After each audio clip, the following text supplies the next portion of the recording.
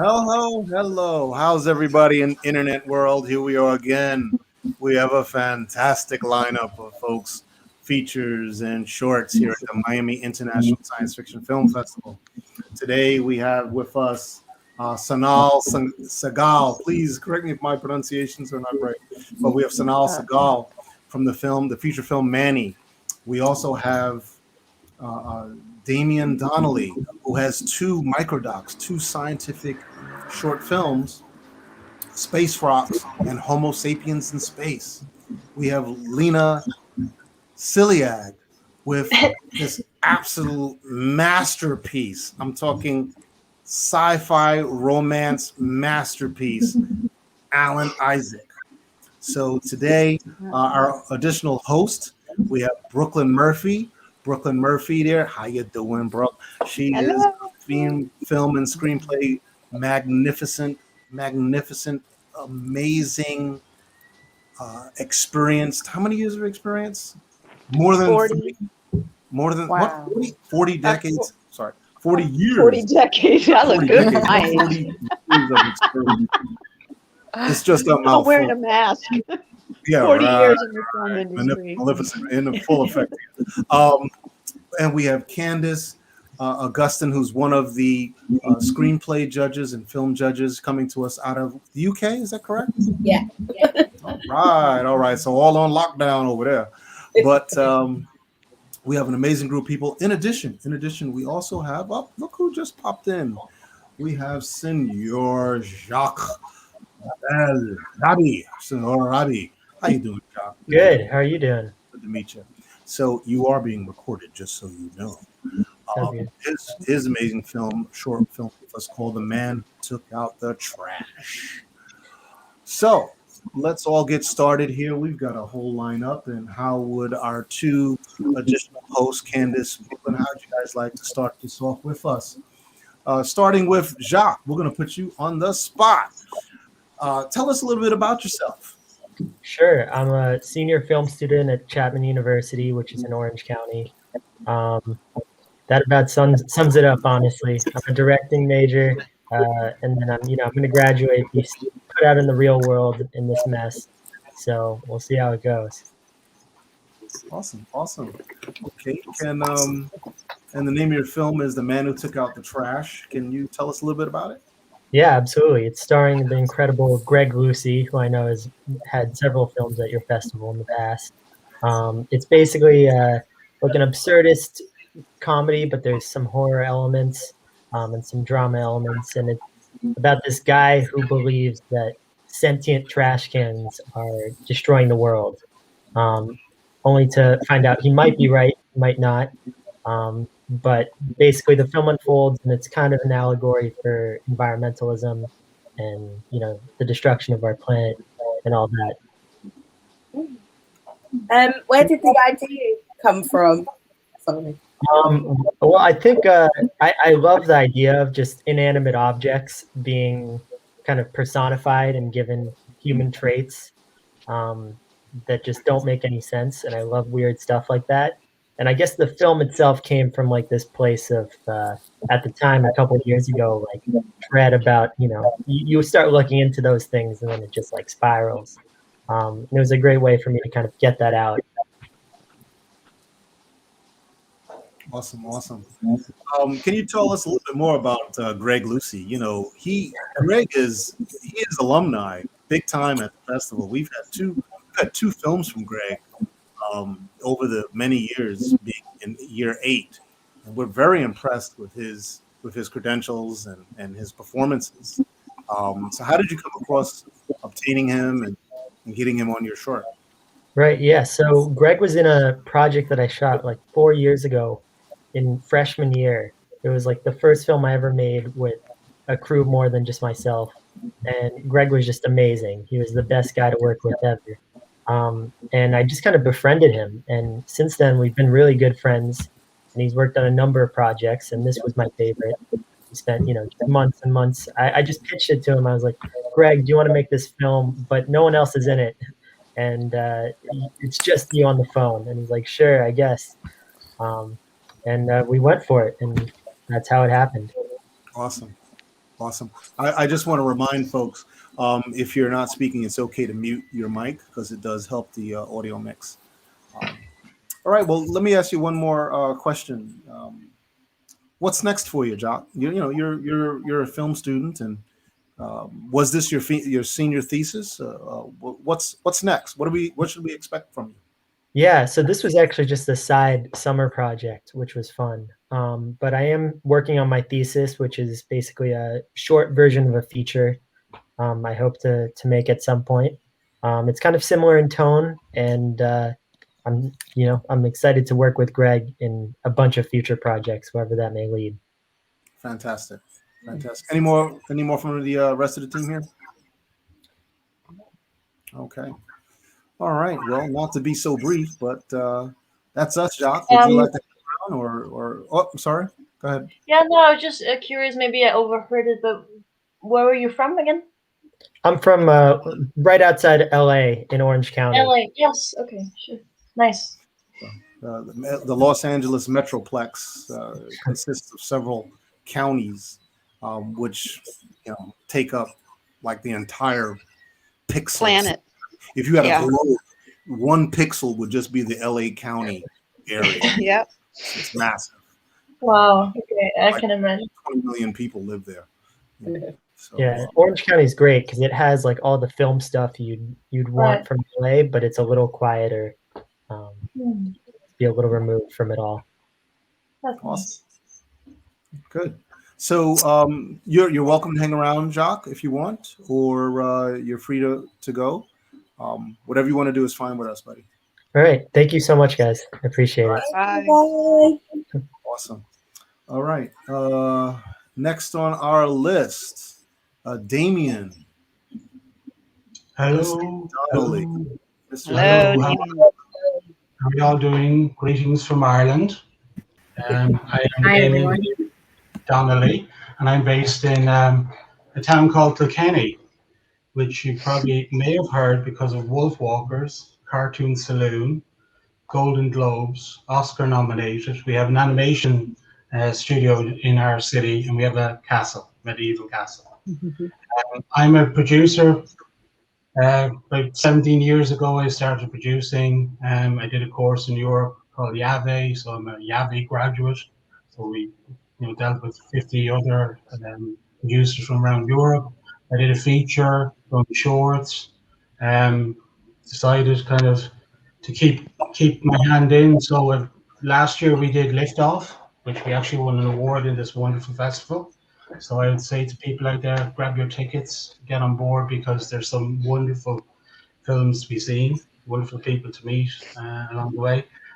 So I was working with Kevin Hughes, directed last year's. It was a drama with lockdown and being fascinated with NASA and space and humans. Came up with the idea of Homo sapiens in space. It's a mockumentary because if anybody saw Creature Comforts, where the animals lip synced and they talked about their lives in the zoo, it was an man Oscar related one. Love but that. I kind of said, well, Sir Richard Attenborough is one of my legends.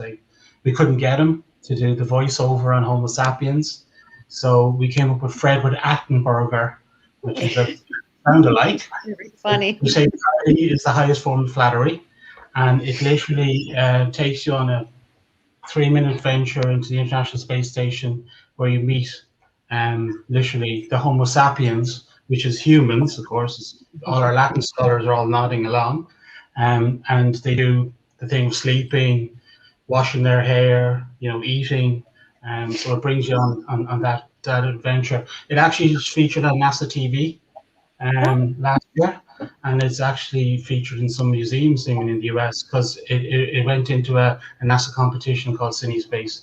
It became a finalist. So that was Homo sapiens. It's using existing footage, so it's kind of taking existing footage and repackaging it in an interesting educational way. So it was a bit of fun. It's a mockumentary. There's a bit of a laugh in it as well. So, so that's that one. And then this year, Space Rocks, fascinated with MTV, with music videos and stuff like that. And I found out that NASA actually used to use a morning call to the astronauts. So they'd actually pick a track, so humans would wake up the astronauts. So everybody from Beyonce to Robin Williams to the likes of U2 were involved in that whole venture. So Space Rocks is very much that, music. We're going to need a longer soundtrack because we're going to Mars and beyond. So your Spotify list is going to have to get much longer. So again, it's a mockumentary, but there's kind of a bit of fun. REM feature on it, but do they is the question, because licensing and all this wonderful stuff. But it's done in such a way to bring the power of music. Humans need distractions, and we're artists. We love to be creative. So the two documentaries are very much about humanity. There is hope, and we can be creative, and we can very much, if we put our minds to stuff, we could do what people say is impossible.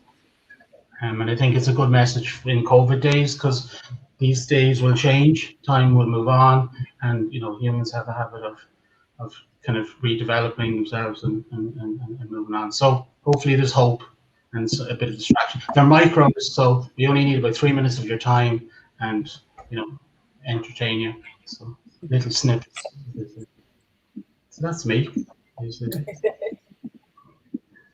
Well, I absolutely love the whole washing the hair in the beginning, where the dialogue is so funny. It's like, if you're not careful, you'll have trouble with grease and grime, and it'll build up, and it's dangerous if you try to wash it later. Yeah, Very clever dialogue. I really enjoyed it. Well, it's really, if you watch, and we're now watching the humans here as they gather in their tribes, and they're exchanging ideas. But is there danger lurking behind the person in the bottom, panel? It's that kind of stuff. So it's very much like Blue Planet, like the Sir Richard Attenborough stuff. He does the same thing. Look at the tiger. Look at the giraffe in the distance. So yeah, no, it was a bit of fun. The guy who actually did the voice is actually based in Australia. So there was a reach out. So he kind of, with time differences, we great fun.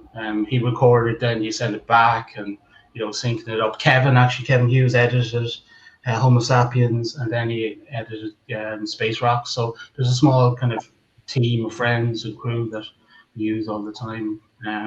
But yeah, no, I really enjoyed Homo Sapiens, because people go Homo what, and then the Latin is humans, so humans in space.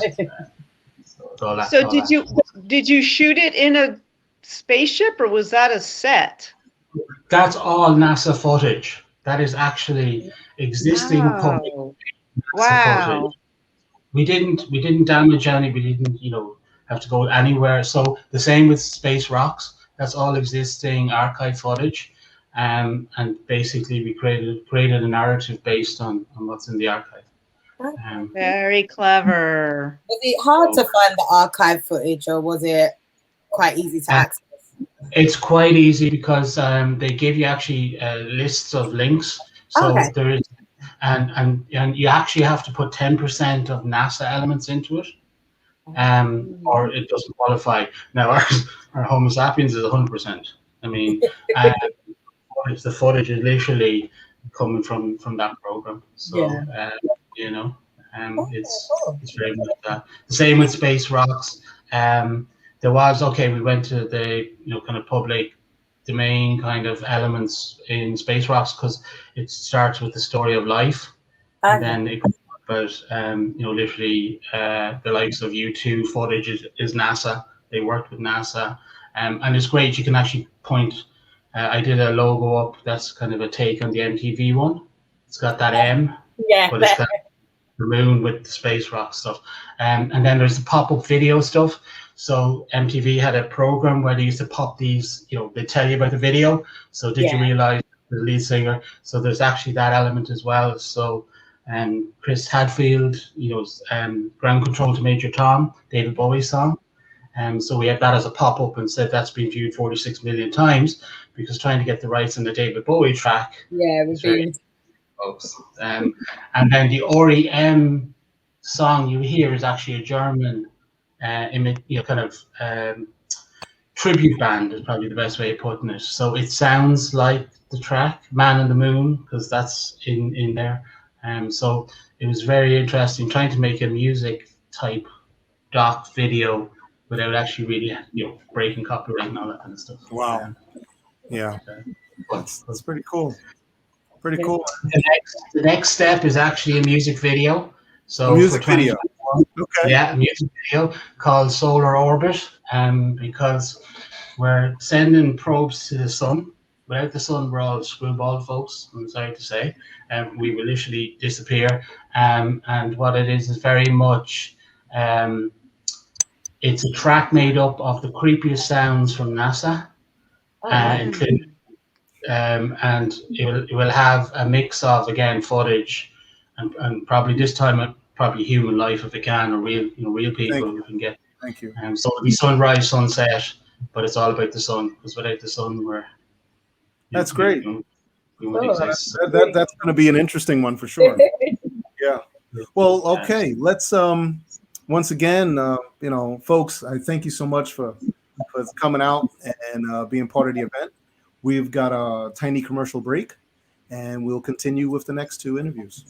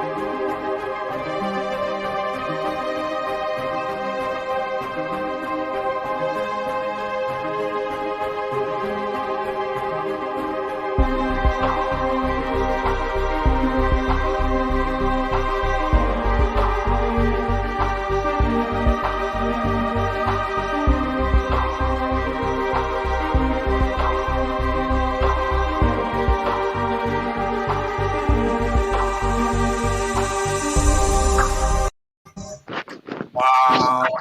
How'd you guys like that intro, that commercial break? How do you like that? I like it. It's pretty good. Mm-hmm. Yeah. That one was definitely a piece of work. Okay. Next on our list, we did have Kent come from Watershed. Anyway, the next on our list, and please help me with the pronunciation of your last name, Lena. Silik. It's Silag, and I don't blame you for not knowing how to pronounce it. And so it's Hungarian. It's Silag. Okay, Silag. Yeah, Awesome. nobody knows how to pronounce it, not even my own family, so that's fine. It's okay. And your film is Alan Isaac, which is an amazing piece of work. Thank you. When I watch all of the films, I've watched every film, but what tends to happen when something is exceptionally good, I start getting chatter across the wireless of the different judges and so forth saying, "Hey, did you see this film yet? Did you watch it?" And then it just keeps coming, keeps coming. And that's what happened with we get a lot of films like this, and this one, your film this year, it's definitely a nomination, and it's great. It's fantastic. So please tell us a little bit about yourself, where you're coming from, and your film, the story here. Well, thank you for the kind words. I don't know where to begin. It's been a long journey with this film. Myself, I am in. Do you say this in English? Autodidact. It's like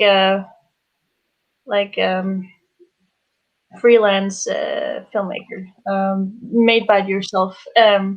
So I haven't been in an institution before now. So that film, Alan Isaac, was made purely by passion and free will from me and all the crew members that I convinced to be part of the project. It started with, I also have, I've always made films besides my bachelor. I went to business school actually in Copenhagen, so I took a degree in economics and philosophy. Especially philosophy part spoke to me, and I had a course about moral and ethics in philosophy at the time that I got the idea for Alan Isaac. I saw an article that inspired me. It showed me a picture of humanoid androids, or AIs at least, in a near future that was not dystopic. And that was the first time for me to be shown, maybe besides the film Her, that is also non-dystopic. I didn't see a lot of films regarding artificial intelligence that were not dystopic. In regards to the AI itself, this AI, I just started having this imagination about this innocent AI that was like almost a Tarzan AI, learning by doing, and having this pre-programmed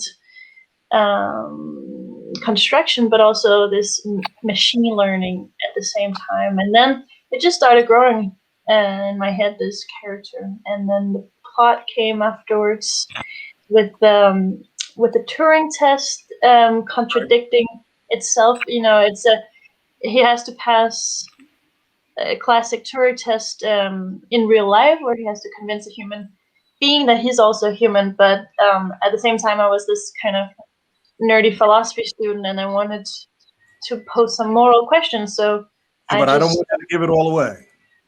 I won't spoil Don't give it all away. This is the status quo of the film. Like, this AI has to be a perfect moral being, right, at the same time as he has to pass as a human, which is a very big mission to have. So yeah, I just wanted to experiment with that thought of the so everybody morals. Sorry. Everybody wants to know who's Nicholas Kingo. Nicholas Kingo. Well, I mean, he would have loved to been here. Actually, he's such an outgoing actor and person, and I had him for a tiny role before for another film, and when I wrote this character, I immediately saw Kingo as this character. Right. One year before I cast him, I knew that it was going to be him. There's still time for him to come. Do realize that. Yeah, I will send him the link, definitely. He's just like this eccentric, outgoing person. It doesn't have to be today, but there's plenty. No. Definitely, he would love to. He started he had a model career. Like, you can tell, he's like this unique, beautiful person, but his personality is just very, also very unique, and he's a very good actor as well. So no, but was excellent acting. Yeah, I'm happy with him. I'm happy with them both, actually. So no, I just saw it. His face was in my mind when I wrote the character, so I had to cast him. Okay, so Brooklyn, Candace, you have any questions? I was gonna say it was shot beautifully. How did you guys? Who was your cinematographer, and how did you guys pose all these shots? Yes, my cinematographer is Sophie Gore. Her name. She's a very talented DOP in Denmark. I found her via my producer, and she's also a freelance. She was upcoming when I chose her, but now she has done a lot of stuff since then. Of course, she's very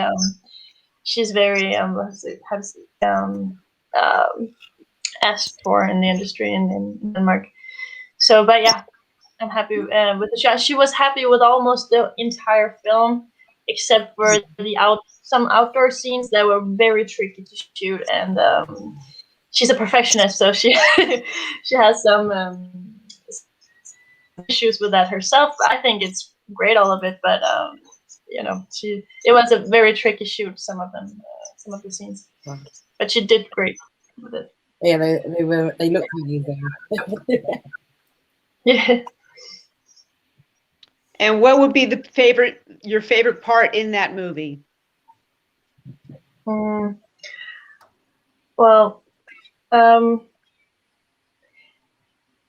that's a good question.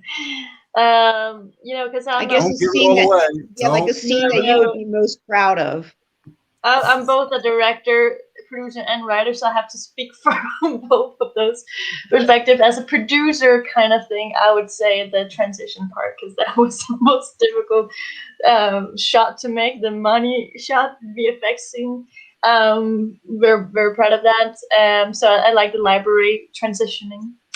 I like emotionally as a writer. Probably the scene where he outdoors after the date. I'm not gonna spoil anything, but where he's talking to her. Wow. And as a director, I'd say, I like this the way we started the film in the hotel room. I like some of, even though I thought back then, I think I've learned as a director and writer that especially a sci-fi needs a lot of exposition, and I was afraid of, exposing too much. I was afraid of overtelling, and I ended up not telling it clearly enough. That's why I put up the sign in the beginning. So I just tried to do everything subtly and elegantly. I think some of it worked, but some of the information that needed to come forth didn't do so clearly as I wanted it. Right. So are you going to do a rewrite maybe and make it into a feature? I definitely had a feature in mind back then, and I still have it on my shelf. I'm writing a lot of things right now, and I think this, if it's going to be a feature, it deserves a lot of craft that I think I'm going to have, but I know myself enough that I'm getting there. I'm getting there. You've got a great recipe. You have a great recipe, Nice. So just keep working with it. We think I will. Thank you. Awesome. Okay.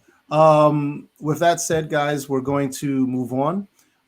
Is it okay for me to say that we want to clear some of the playing field so we have more space here, because it was a crowded room. So we want to ask the folks that we've already finished with. We'll see you next time later in the week, because there will be some more opportunities to do step and repeat and all that fun stuff going forward. Sure thing. So that's a nice way to say goodbye to me. Bye, guys. Sure thing. With lots of love from me. Bye. Take Looking care. forward to watching your films. Yes. Thank you. Thank you. Thanks again. All right. So, last but not least, we have Sanal Sagal. How are you? Yes. I'm good. I'm good. Great. You look fabulous. And Thank just you. tell us where you're coming from and a little bit about yourself. Mhm. Okay. I'm from Mumbai, India, and I've been working in the Indian film industry as an actress for the last 15 years. And there comes a point in every actor's life when you're unhappy with the scripts that come to you. And you can fret about it or you can do something about it. So but 6 years ago I decided to put myself through film school. I decided to take a sabbatical, and I was like, okay, let's go learn the whole process of filmmaking. And post which I have written 3 scripts. This was my 3rd script, Manny. And Dace Puse, the director of Manny, this Latvian lady, she was in film school with me in New York. So that's where we met. New York. Yes, yeah. And that's where we met. And, we were like twins in the head. It was like we worked on a couple of projects together. And then we promised to work sometime in the future. That's awesome. Only then, we had to find a script that would make sense, and also be like, so when I wrote Manny, I thought it was perfect. Like, it didn't have to be shot in India. It didn't have to, it was very fluid. It could be set. It's a very global story. It could happen to anybody in the world. We could have a global cast. It was a subject that, it doesn't involve understanding of the Indian culture. Of course, I play the protagonist who's a girl from India. So there is a little bit of Indian culture and Indian. You hear that, folks? She, who is the producer, Sorry, I played lost. the part. She played the part. She wrote the story and played the part. Okay, for all the filmmakers out there, all the people out Sorry, there. your voice is scrambled. Hello? How's my voice coming through, Brooklyn? You sound perfect to me. Okay. You're sounding perfect. He's not. Something happened. Okay. Well, it'll stabilize. But the bottom line, you wrote the story. You Sorry. produced the story, Now I can hear you. you Yeah. shot it. Yeah. Okay? That is so impressive. That is so Thank you. impressive. Thank you. So, yeah, coming back to Manny, it was, and like over the last few years, we've been seeing, our dependence on devices, on our phones, on our computers. The phone is the keeper of our secrets. So many things about a person would be revealed if you got into their phone. And so then I just had this thought that, okay, we are all obsessed with our phones. What if the phone got obsessed with you? So that was like the simple line. So that's where the idea of the film germinated. And I wrote it, and I thought it would be perfect shooting it in a foreign country, because that's where the protagonist Maya, that's how she leans in more to Manny, the AI, because she's in a country where people don't speak the language, which is true of Latvia. Very few people speak English, so it would be a perfect setting, for Sure. her to depend so much. Loneliness would be one of the things, because it's not like me going to America and then everybody speaks English and I speak English and I'm fine. I can meet people and talk to people, but in Latvia I have a tough time doing that. So it was a challenge. It was a challenge shooting there. No, actually, that's it. The director is Latvian. Okay. So yeah, and the entire crew was Latvian. So it was perfect. That way it worked out perfectly. Of course, she picked the crew who also spoke English, because it couldn't be like they can't converse with me. So Right. but I'm saying the majority of the population, it's not like being in America, where it's your first language. So, or even for India, it's pretty much, in the urban cities, English is our first language, Right. Right. Yeah. So, yeah, it was a great collaboration. I did panic. I was like, what am I even? At some points, I would be like, it's the first time I'm producing. This is my first production. And then I not only am I producing a film, I'm making a co-production with a foreign country. I don't know how am I going to pull this off, but I don't know what it was. It just kept driving me, and at parts I used to think, okay, let's take a step back. Maybe we give some more months to pre-production or whatever. And then it was just like everything kept falling in place, and we somehow made the film. Can you talk a little bit about this process that you're going through, like the film festival process? How many festivals have you submitted your film to? Just ballpark. You don't have to give us the exact number. And what has been the response? I think the response has been about 70%, because I think we've submitted to about 15 festivals and we got into 11. Oh, wow. Yeah. Wow. Fabulous. So, and I was just like, what is this year? I'm so bummed with this corona, because imagine, and everywhere, so many places, like in Europe, then in America, then in Australia, in UK. I'm just like, imagine if there was no corona, we could actually be traveling to all these festivals and meeting. You'd be a jet setter. You'd be a jet setter. That's correct. Yeah. So, yeah. Now you're a video star, but you're going to be a video star because most of them are going to still have virtual festivals. So you'll connect. And I don't know if we're your first festival that you're connecting virtually, but it's going to give you a good taste of how to roll with it, how to go with the flow and do it virtual. And it's what time over there in India? What time is it right now? it's 10 to 1 a.m. Yeah, so you have a good Yeah. reason to tell all your fans Wow. that there's this global demand that keeps you up all night. Yeah. No, I've done a few of these virtual festivals, so now I'm kind of pro at this. Good. Yeah, Good. yeah. Initially it felt like, okay, really, this is how we're going to do it. But then, once you start, there was a festival in Florence. It's the River to River Indian Film Festival, and I just loved the response of the audience because they watched the film on one day, and then the next day they came back for the question and answer session. And I was like, wow, this whole online thing is really working, because I was just sitting at home and thinking like, okay, I have to be, available for this Q&A, but I hope someone shows up, to ask me the questions. Yeah. Well, let me ask you a question, Sanal. Is it okay Yeah. if we show a tiny clip of the film? Can we show a tiny clip? Yeah, sure.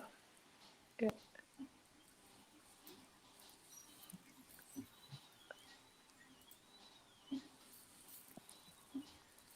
And let me know if there's a problem with it playing properly. Okay, if you don't hear it, okay? If you don't Right. hear it, we'll do something about it.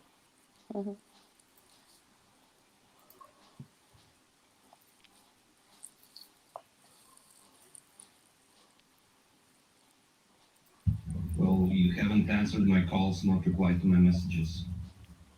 Was it Goldas? Really? Both you and Francois? You know Francois? That's not an answer to my question. Have you known Francois? Oh, shut up. You were with Francois, right? What are you doing, Alex? Definitely not at Goldas. Why are you interrogating me like this? Stop fucking lying to me! Do you care if I lie to you? Do you have the time to have a conversation with me? You hold up for hours, for days in that den of yours. I just thought it was time to take charge of my life. With fucking Francois. You stop it! For how long could this be going on? I gone for one day without telling you where I was or who I was meeting and why, and you assume I'm cheating on you? Oh, you know what? Your texts were very flirty. Even through my phone. Oh, so now you flirt with guys and I'm the culprit? You know what? We are done. If I can't live peacefully in my house, always worried that you are going to be snooping around in my phone, I can't live here. We are done. Stop. Holy smokes. Aha. Okay, so you got a little bit going on there with what we've been talking about.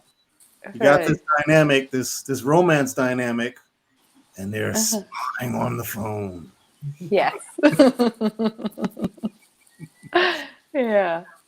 So that kind of sums up just a small piece of the film. Small piece. Right. You've got so many different subplots that are going on in it, which is amazing. It's very exciting the way you're able to weave all that together with the length of the film only being. It's got to be 80. It's less than 80 minutes long. Yeah. What was the length of the film? It's 1 hour, 10 minutes. Yeah. Yeah. So Yeah. it's a very good job condensing material that just keeps you on edge. Your film is almost like a sci-fi thriller in some aspects. Thank you. Yeah, it is. Not to give it all away, but there's an AI that manages the house, and it too gets involved with the situation, and pretty much is the overriding theme of the story. Yeah. So you did a great job with that. Great job with that. Thank you. So how long did it take you to film everything and put it all together? To put it all together, I think it was 3 months of prep. Okay. Then about 22 days of shooting, And then about I think 6 months of post production. Actually, the minute we started post production, the world shut down. Literally, like yeah. So I had to rush back to India because I was told the you know countries are going to shut borders, and Yeah. at the time I didn't believe it, but it's like I have an uncle in the WHO, and he was like, no, this is real, you need to go back home. You Yeah. know? Yeah. So and then we were really worried that how are we going to do this, like so we had half the team in India and half the team there, like the editor and the colorist were in Latvia, and the music and the sound mix engineers were here. So, but actually, I think it was the post production that kind of kept our sanity together because we all had so much work. Yeah, you know? you were busy. So yeah, so we were like so busy. So while everybody else was like going through like, what do we do with our lives? I was like, I don't know about you guys. I have too much work, because we were like literally, we had our office running every day from around 2 p.m., which is like 11 a.m. Latvia time. And, we would like all be online and discuss. And, the editor would like send the scene to me, send the scene to Datse. Everybody's locked in their houses and everybody's available all the time. Yeah. Otherwise, nobody has an excuse, oh, today I can't work because I have a party to go to, or I have a parent teacher meeting of my child in school. So yeah, it worked out very well eventually, I think. Well, we definitely look forward to your next film, whatever that may be. Thank you. The next one, I think, will also be sci-fi because it's my most favorite genre. Good. Awesome. Wonderful. Good. Yeah. Good. Yeah, Thank you. So you're going to hear this throughout the festival, but we're in another golden age of science fiction. Yeah. And this golden age of science fiction, which I'm gonna say it, was kicked off April 2012. I'm gonna say it because prior to that it was dry. Yeah. And after that, we just started getting an avalanche of mega hits, starting with Gravity. And Right. Yeah. it just kept going and just getting bigger and better. Next thing you know, all of these sci-fi feature series, TV series, Yeah. Oh came yeah. in films, and it's still growing. It is still growing. So I think there is an incredible opportunity at this time to take advantage of this, based on the stuff that we see. The growth of this festival. We have over 100 films this season. We've never had that before. Wow. So yeah, keep doing it because I think there's plenty of money in science fiction stories and films for the foreseeable future. And might I say, and I'd like for Brooklyn and Candace to chime in. I personally think there is a growing contention between dystopian and more positive sci-fi. Because come on, we're gonna keep watching dystopian over and over and over again till we produce it ourselves, or we're gonna watch something that's more positive, uplifting, and thought-provoking. So I'm starting to see less dystopian than what we saw a few years ago. It's less dystopian. It's becoming thought-provocative, and just positive, more of a positive. Yeah. Okay. All right. Well, if that's it, any more? Is that it? Do you have anything else you want to add? I want to know, how difficult was it being the writer and you're writing a different character, but you're playing that character? How was that? Because you wrote the script and you have to memorize the lines. So how was that balance between actor, writer in the film? I think I'm pretty much used to, because like I said, this is my third script. So by now I am used to, I can compartmentalize. Like, when I'm writing, I'm just the writer, Okay. And and then I received the script as an actor. So there were jokes like at parts, like where I've written, oh, it's a cold winter evening, and we're actually shooting in Latvia in December, and I would make, yeah, like in sub-zero temperatures, and I'm coming from India, from Mumbai. Like, there are parts of India that get cold. Yeah. But I'm here in Mumbai, 30 degrees Celsius, So I would have, everybody would laugh at, because when I would look at the script, I was like, do we have to shoot this? Then I would suddenly be like, that's it, but do we have to shoot this outdoors? She was like, you wrote this. I was like, really? I wrote this. What was I thinking? so yeah, I think Okay. yeah, That's interesting. Thank you. Yeah. Cool. Cool stuff. Thanks. Well, listen, guys, if that's all we have for now, listen, Sanal, it's been a massive pleasure. And we really enjoyed you. And there will be time to have more talk, definitely on the Step and Repeat coming, and all that fun stuff, okay? Yeah.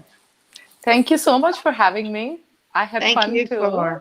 Thank you. Yeah. Thank you so much. You can please stay until after the commercial is over. Sure. Yeah. Yeah.